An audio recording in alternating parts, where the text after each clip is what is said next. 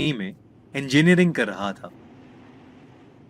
College का first year था और मुझे गांधी भवन हॉस्टल में रूम नंबर 138 अलॉट हुआ था। हॉस्टल के पहले दिन से मेरे साथ कुछ अजीब ही चीजें हो रही थी।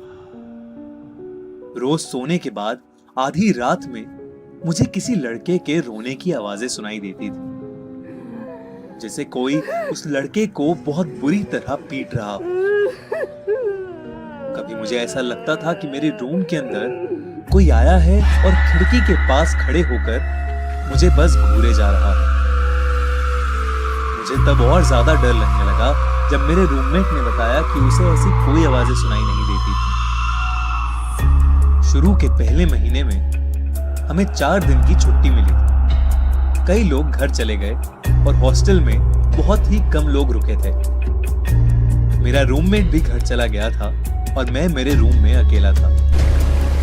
उस दिन बाहर जोरदार बारिश हो रही थी। करीब रात के 12 बजे दरवाजे पे बहुत जोर से खटखट हुई। मैंने दरवाजा खोला तो वहां कोई नहीं था, और जब मैं वापस मुड़ा तो मेरे रूम का सारा सामान बिखरा पड़ा था। बारिश और तेज हो गई, जिसकी वजह से लाइट भी चली गई।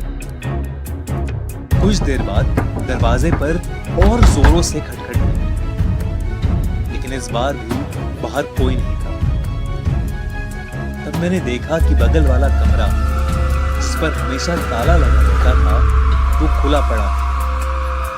पता नहीं मुझे क्या सोचा, पर मैं इस रूम के अंदर जाने से खुद को रोक ही नहीं पाया। अंदर घुसते ही कमरे का दरवाजा जोर से बंद हो गया। मुझे फिर वही रोने की आवाज सुनाई देने लगी जो मुझे रोज रात में सोने नहीं देती थी। तभी मेरे पीछे की अलमारी बहुत तेजी से हिलने लगी और मुझे ऐसा लगा कि उसके अंदर से कोई बाहर आना चाहता है।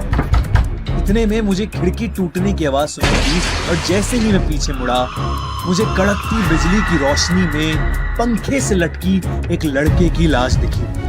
मैं वो देख के बुरी तरह घबरा गया और उस कमरे से निकलकर नीचे गार्ड के पास भागा और उसे सब कुछ बताया। वो गार्ड मुझे वापस उस रूम नंबर 137 ले गया। जो मैंने देखा उससे मेरे होश उड़ गए। उस कमरे पर ताला लगा था। गार्ड ने मुझे बताया कि वो रूम पिछले 15 सालों से बंद पड़ा है। उसने बताया कि यहाँ एक लड़का रहता था, जिससे यहाँ एक प्रोफेसर की बेटी से प्यार हो गया था। प्रोफेसर को उनका रिश्ता बिल्कुल भी मंजूर नहीं था और कल्चरल फेस्ट के एक दिन उस प्रोफेसर ने उस लड़के को पंखे से लटका कर मार डाला, और उस लड़के का नाम भी अमित था। ये सुन के मैं पूरी तरह दंग रह गया। मैंने अगली सुबह ही अपना हॉस्टल चेंज कराया। उस रात के बाद मेरे साथ ऐसा किस्सा फिर कभी नहीं हुआ, लेकिन फिर भी मेरे अंदर उस हॉस्टल के सामने से गुजरने की हिम्मत कभी नहीं हुई।